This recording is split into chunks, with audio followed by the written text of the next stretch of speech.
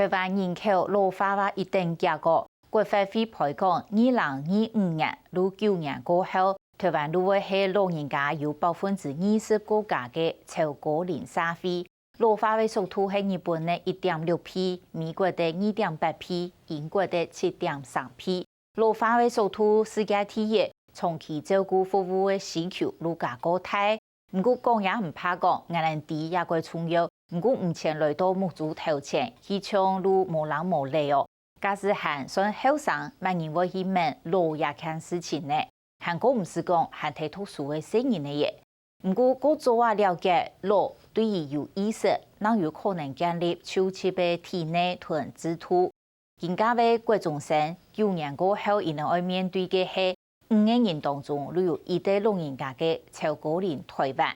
屏東也如全國第一代安尼做嘅演示，伊能同長洲併入各種建議課程，好幫學生嘅個做啊，好難來面對老化嘅社會。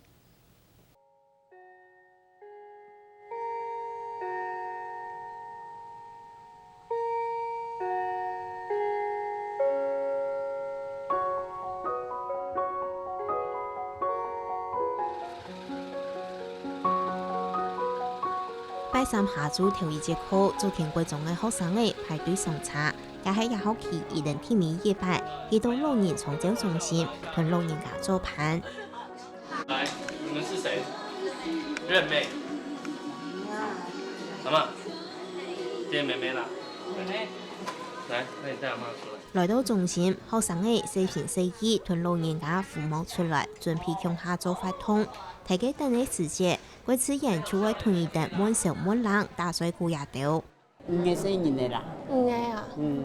好。啊，伊呢有來看嘛？乜啦5個生日呢有來看？有，是都有來。係啊。屏東縣政府係全國頭一個同長期照顧服務並到各種嘅建議課程督導，其中昨天各種同府區內嘅老人長照中心合作，我也到各種省來向樣嘅同失智症嘅老人家做盤。我們這整個課程的設計哈，就是從認識老化，就是說比較就是透過影片，讓孩子們了解老化的一些現象，然後再過來呢，就會告訴他們如何，就是說用同理心去陪伴這些長者。最主要是以陪伴生活為主，給學生裡面呢，對老人家或是對生命有另外一個體驗。在課程方面呢，我們安排有很多，就是老人的照顧概念。他們會慢慢去理解，失智是怎麼一回事。比如說我跟阿嬷講話，我跟阿公講話，他為什麼都沒有表情？他不是因為他不愛我，或者是怎麼樣不要反應我，是因為他失智生病了，他就比較能夠包容。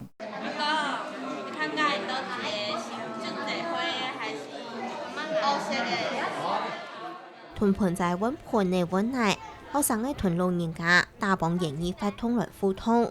成年呢帶緊老人家去屯盤仔溫好食。佢種嘅花啊，種花啊。你種嘅有好冇呢？嚇？你種嘅有獎冇？有好冇？種嘅好看冇？好看，會好看。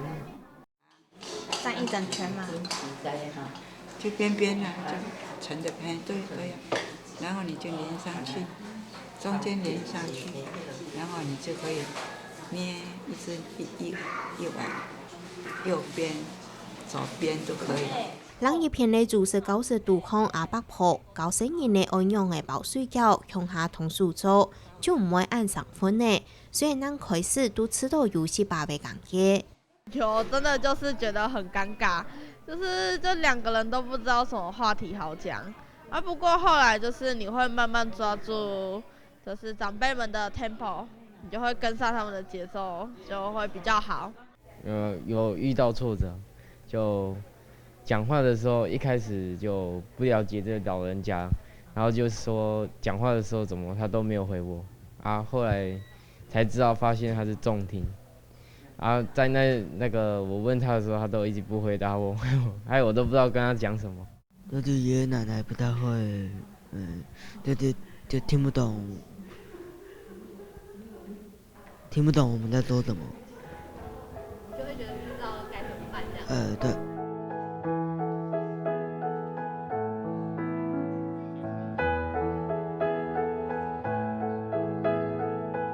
好在也條成年呢，該曉得該家處地安樣嘅同也條老人家鄉下。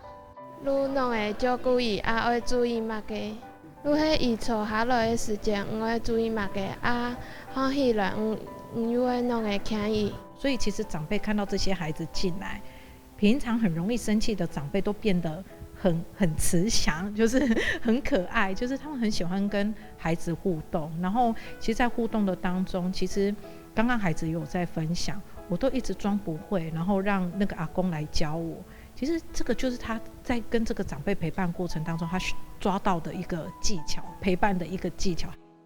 就內政部戶政司最新統計，去年底屏東縣內人口有841253人，65歲以上嘅老人家至少121300人，卡位有14.49%。而照顧亞條老人家已經喺台灣社會天初去從事韓國有嚴格的挑戰呢。政府有在重視長照這一塊，所以他們把課程納入到那個國中，那讓國中生有這個機會來接觸一個失能的老人，比較以後就是比較不會怕。我是記得10幾年前，我覺得這些小孩子很有可能，他們是一看到這些失能的老人，他們是會怕的。那我是覺得說，我們透過這樣的一個課程，讓他們慢慢去了解，他們可以老人並沒有那麼可怕，然後能夠推廣到他們的家庭或者到社區的。先認識老化，然後再過來讓他們知道長輩，我們要怎麼去做陪伴，然後把這個觀念帶回家裡去。我覺得這是我們最主要的一個目的。我們以一個國中生的能力來講，你要教他怎麼去做一些護理的照顧，這是不太可能的事情。但是我們總希望說孩子們能夠有那個同理心，還能夠認識就是說長輩們的需求，然後透過這樣子的一個生活機構的一個陪伴，然後把這個經驗帶回家裡，讓老幼可以一起，不管是共學或者是一起相處。在日本在歐美其實都已經有這樣子的一個例子已經開始了。長照融入到教育裡面，讓這些孩子從小就有那樣子的概念，我覺得是一個很好的一個發芽的一個部分。因為其實他帶回家了，他也可以影響到他自己的父母親，然後照顧自己的長輩，他都一樣都可以運用得上。